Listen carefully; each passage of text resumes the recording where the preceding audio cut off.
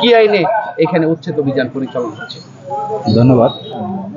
পদ্মদিনিয়া উপজেলা প্রশাসন শ্রীপুরের নেতৃত্বে বাংলাদেশ সেনাবাহিনী, র্যাব, পুলিশ এবং বাংলাদেশ বন বিভাগের সমন্বয় যৌথ বাহিনীর মাধ্যমে আজকে শ্রীপুর উপজেলার রাজাবাড়ি ইউনিয়নের ইজ্জতপুর এলাকায় আমরা জবরদখল প্রতিরোধ অভিযান চালাচ্ছি। আমরা বন আইনের 66 ধারা অনুসারে আমরা আজকে জবরদখল প্রতিরোধ অভিযান কার্যক্রম শুরু হয়েছে। ইতিমধ্যে আমরা এই মৌজার CS 21 দাগভুক্ত প্রায় আমরা 60টির মতো গড় আমরা জবরদখল মুক্ত করেছি এবং জবরদখলকৃত জমির পরিমাণ হচ্ছে 3.5 একর। এখন পর্যন্ত আমাদের কার্যক্রম অলরেডি আপনারা দেখেছেন, অব্যাহত আছে। আমরা প্রায় 100 থেকে 120টি স্থাপনা জবরদখল মুক্তকরণের জন্য টার্গেট নিয়েছি। আমাদের কার্যক্রম চলমান আছে।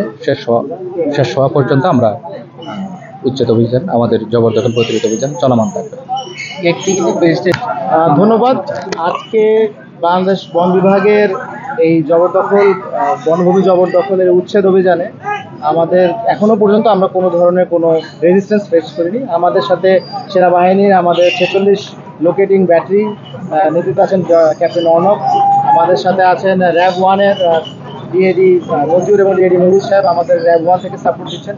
এছাড়া আমাদের স্থানীয় শ্রীপুর থানা ওসি অপারেশন নয়নকুয়ার আমাদের সাথে উপস্থিত আছেন। আমরা এখনো পর্যন্ত কোনো ধরনের কোনো রেজিস্ট্রেন্স ফেস করিনি। আপনারাও ইতিমধ্যে জানেন যে আসলে এখানে অনেক পরিমাণে মাইকিং হয়েছে, প্রায় 2 সপ্তাহ ব্যাপী মাইকিং হয়েছে।